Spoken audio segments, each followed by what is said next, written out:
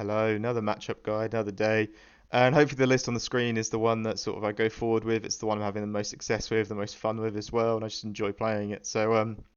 Yeah, I'll talk through this matchup into Ruby Amethyst. We're kind of fortunate that they haven't changed their lists much. I've seen some try and do the B King Tremaine protect the locations thing, which has always been a bit of pain for us. But if you just Mickey, you're fine. And I think the more of the pain of that will be: is this going to be the Sisu builds we've seen with the big one or two versions of the A cost Sisu, or are you going to be playing against the B King and Tremaine? And you can't really tell until you get later on into the game. So just getting something down early on, and with Hooks, me, and Mickey, you should have cannon fodder for that sort of stuff anyway, so it should be fine. Yeah, overall into that matchup, I've been testing this build into it because, of course, we've dropped Arguses, and I just wanted to make sure that dropping the Argus didn't massively impact the matchup so much that we weren't winning it as hard. And to be honest with you, I found not so. I'll talk about the Flynn scenario, and then I'll go over the overall matchup. Of course, you want to hunt for what a ramp card and a SME. And I'd say just generally overall, even if you're blind mulligan, that's like the thing you want to go for. So of course keep a Porp School because a Porp School works as a filter. So playing a Porp School is in a sense the same as mulliganing the Porp School away. You know, you're still going to be drawing one card and you're going for the deck through one. So yeah, I think keep a ramp, SME, and a Porp is pretty much all you want to keep. If you've only got a ramp and a Porp, you keep the ramp and the Porp and you throw the rest away and try find the SME. So on the play, you should be fine. You can challenge it. If you are a little bit worried that it is a Ruby Amethyst, you can deny the Porp Scroll, draw, and thin your hand a bit more so when the Sisu comes out. Probably wouldn't recommend that.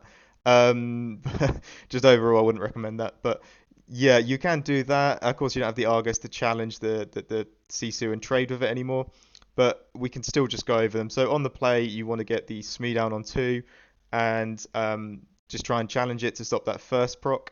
If you miss the Smee, what I found is it's not the worst thing in the world. You've got the other option of Quill into a Chiempo or a Tinkerbell to block it. I found if they get one proc off, that's like livable. You can deal with that as long as you come back and just win the board hard with Quill into bigger things. But if you do Quill ramp get to six, play a Chiempo, wheel the Chiempo, then play a Tinkerbell and a Smee, you know your board's just looking heavier. It doesn't matter if they've castled or whatever they've done or just flooded the board. You're probably going to win the board back and they're just going to get their lore race. But we always get that with every matchup. We forfeit early lore to come back in the later games with big questers and stuff like that, and just winning with the ink advantage we have. So yeah, on the play you want to get the Smee down. If not, it's the worst in the world. Let them get one proc because you're just going to have to, and then hopefully you recover with getting a four strength character on the board and just challenging the Flynn. And then you can get the wheel off, or you can get Him draw, or you can just do the things that blue still usually does. On the draw, that was on the play. On the draw, you have the option of Smee and Baboom because they will Flynn first, and then you can Baboom it if you want to. So you can even on the draw, in a sense, you have more chances to stop a Flynn procking than you do on the play, which is strange, but there's a benefit there to being on the draw because you'll have six chances with four Smees and two Babooms. Um, you can always also change those Babooms round for fire the cannons. You will lose a bit of unink consistency, but if you draw a Quill, you can Quill ramp, shoot the fire the cannons, which I don't really love too much because it will screw up your hand's inking advantage. You'll have one less card in hand, so inking will be just a bit more of a pain really. I'd rather just ramp into something and let them have the free lore and they have the proc and whatever happens. So yeah, I think you can muscle through the Flynn thing if it means you get to play other cards that help you in other matchups, like the hooks and stuff like that. Because there are other matchups like green purple, purple steel. I'm going to say green purple quite importantly because that's a matchup you could 2-0 and the deck is fairly popular. I think it will have a good turnout. And hooks just been quite good into a lot of things as well. Just getting you can have an on the draw thing that will do 3 damage and stop people turning sideways.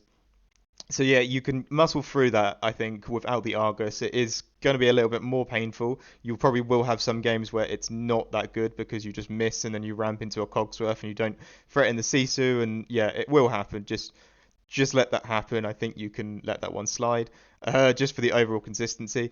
And then later on in the game, it's the same game plan we've always done of all the other sets. You just go over them with ink advantage. You just play the board heavy. If you think they're gonna play be prepared. You've got the Pete. I would say if you're going to Pete a Be Prepared, do that only if you know that you're going to win next turn, or like a Tamateur Quest Dime or something like that, or an Aerial Dime, or that you have a wheel set up. If it's the only thing in your hand to play, you just play it because that's just better than not playing it, I guess, I suppose. But overall, yeah, Pete stopping Be Prepared, I would say follow up with the game plan afterwards. Because otherwise you're peating, you're just basically stalling a turn for no reason. So yeah, you need to have a reason why you play Pete. You could be that, all right, next turn I can wheel as well because I'm going to Pete and set up a 5 cost or 6 cost Singer. So slow them down, then wheel. Or you can be like, right, my Tamatar wins next turn if it can just quest, so it just needs to not die. So we'll play Pete, so there's no Be Prepared.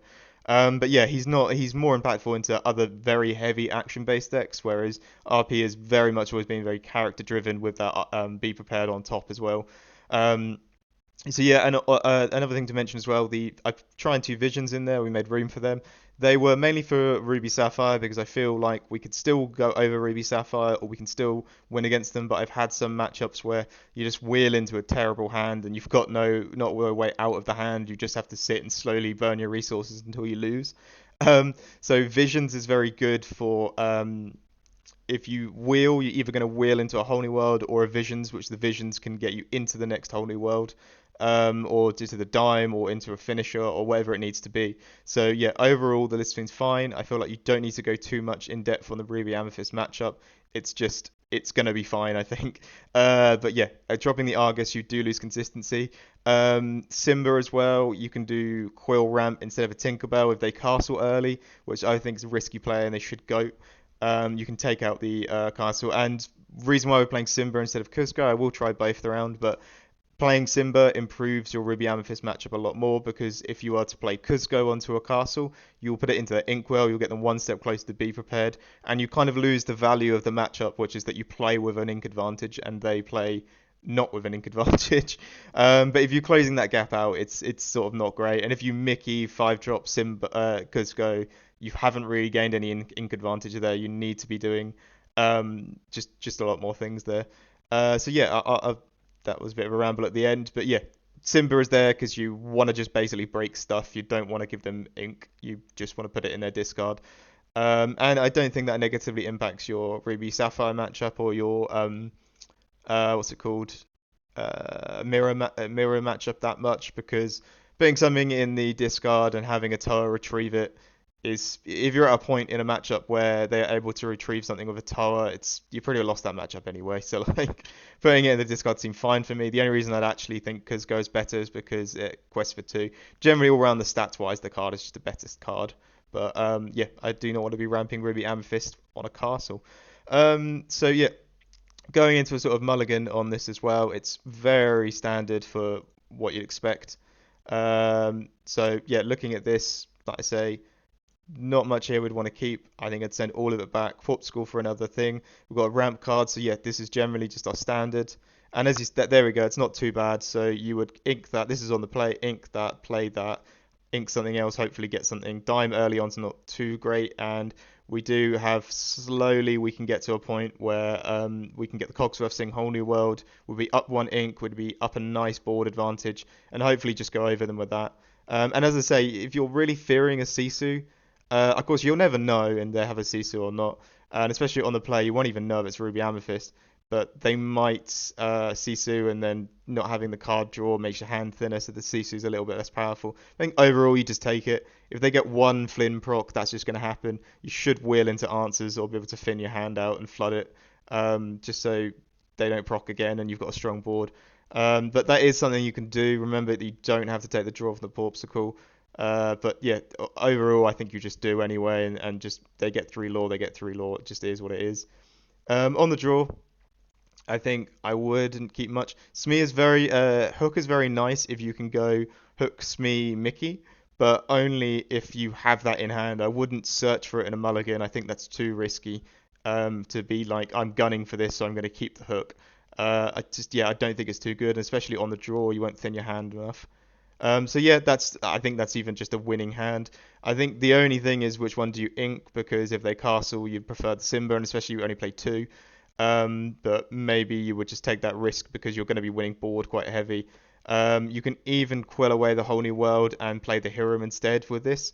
If you think that you can go the route of wearing them out, sometimes Ruby Amethyst just won't get their bounce package and they just won't get card draw and they'll just thin out resources and you can win it hard with Tinkerbell Smee, start trading, and then with the two card draw you should draw into more answers and more better things. So actually those two mulligans were really, really great to describe my point, but it would also have to mention, I'll just go through the cards. Pete, like I say, it is be prepared protection, but have a follow-up game plan for it. Don't just Pete because you have a Pete, unless it's the only card to play in your hand. Chiempo is, as a card I hate and love. I don't like one questers. I don't like that many one questers in the deck. That's why Simba always makes me a little bit angsty when I play it as well over Cusco. But the fact that you can set up a Chiempo and then set up another 5 or 6 cost singer and pretty much always guarantee wheel, because if they run two things into the Chiempo, they wouldn't have enough resources. Say they put a Maui and whatever else they have on board, they will not have enough resources to what do you call it, like take out the other 5 cost singer, even if it's exerted. And then you can protect your aerial. They wouldn't want to run a Sisu into it, and you'd have to have quite a big hand size for that to. You'd have to have 6 cards in hand for that to actually do it. So getting down to like 4 or 5 is very nice, which you pretty much do with a quill. Yeah, overall, this is a matchup you definitely, if you're going to take this to a bigger event, it's the one that you want to aim to 2-0. I think it can 2-0. As I say, without the Argus, it's a little bit more risky, but overall, you should be going in quite positive with this matchup. So this is one of your 2-0 matchups if you were looking to take this to a bigger event.